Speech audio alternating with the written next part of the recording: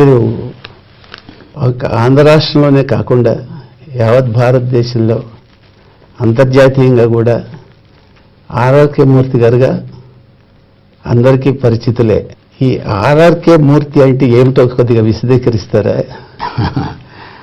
అందరూ నన్ను ఆర్ఆర్కే అనే అంటారు. దేశ విదేశాల్లో చిన్నపిల్లలు కూడా హలో ఆర్ఆర్కే అంటారు. అసలు పూర్తి పేరు ఏమిటంటే, ఇంటి పేరు రాయసం రాధా కృష్ణమూర్తి, అది పూర్తి పేరు. అచ్చా, మీ స్వగ్రామం అండి? ఎక్కడ పుట్టారు?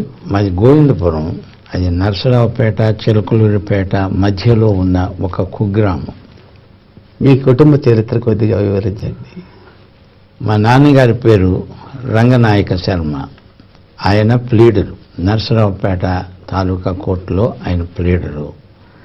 మా అమ్మగారి పేరు కామేశ్వరమ్మ, ఆమె పుట్టిల్లు తూబాడు అని ఉంది దగ్గరలోనే. మాది చాలా పెద్ద కుటుంబం, మేము 5గురం అన్నదమ్ములం. మా నాన్నగారి ప్రథమ కళత్రానికి 2 పిల్లలు, 2 అక్కలు ఉన్నారు మాకు. మొత్తం 7గురం మేము. ఓ, మంచి పెద్ద కుటుంబమే. అయితే మరి మీ విద్యాభ్యాసము బాల్యం అంతా ఎక్కడ గడిచింది? హై స్కూల్ అంతా నరసరావుపేటలోనే చదువుకున్నాను. ఆ తరువాత మరి హైదరాబాద్కు రావాల్సి వచ్చింది కొన్ని పరిస్థితులను బట్టి. అక్కడేమో మరి ఇంటర్మీడియట్ అక్కడ చదివాను.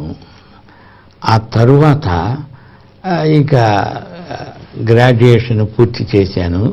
ఈ మధ్యలో చాలా విషయాలు జరిగాయి, మీరు అడిగితే నేను చెప్తాను.